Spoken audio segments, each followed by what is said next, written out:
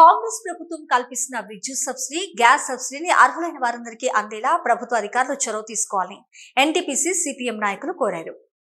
Ramagundam municipal corporation కార్యాలయంలో శుక్రవారం అర్హులైన వారందరికీ విద్యుత్, గ్యాస్ సబ్సిడీ అందించాలని కోరుతూ రామగుండం నగరపాలక కమిషనర్ కు సిపిఎం నాయకులు వినతి పత్రాన్ని అందజేశారు.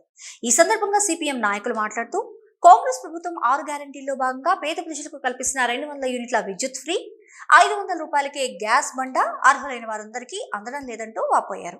ప్రజలంతా ప్రజాపాలనలో దరఖాస్తు చేసుకున్నప్పటికీ వారందరికీ సమానంగా అందడం లేదంటూ పేర్కొన్నారు.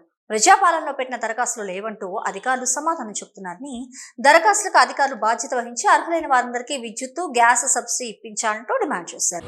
తెలంగాణ రాష్ట్రంలోని కొత్తగా ఏర్పడిన కాంగ్రెస్ ప్రభుత్వం అధికారంలోకి వచ్చిన తర్వాత ప్రజలకైతే ఏదైతే 6 గ్యారంటీలు అమలు చేస్తామని చెప్పి హామీ ఇచ్చిందో అందులో భాగంగా ప్రజాపాలనలో దరఖాస్తు స్వీకరించింది.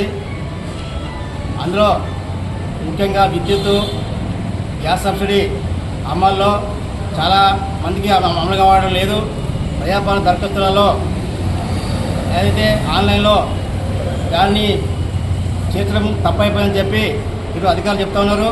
అందులో చేర్చకపోవడం వల్ల జీరో విద్యుత్ కానీ గ్యాస్ సబ్సిడీ కానీ చాలామందికి అది అమలు కావడం లేదు.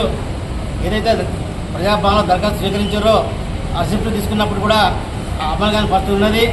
అందుకే ఈరోజు Ramagundam municipal corporation mayor chairman గారికి, కమిషనర్ గారికి CPM party NTP Ramagundam area ఆధ్వర్యంలో ఈరోజు వినతి ఇవ్వడం జరిగింది. ఈ కార్యక్రమంలో ఎన్టీపీసీ సిపిఎం కమిటీ నాయకులు ఎన్ భిక్షపతి, గీట్ల లక్ష్మారెడ్డి, టి రవీందర్, ఎం రామాచారి తదితరులు పాల్గొన్నారు.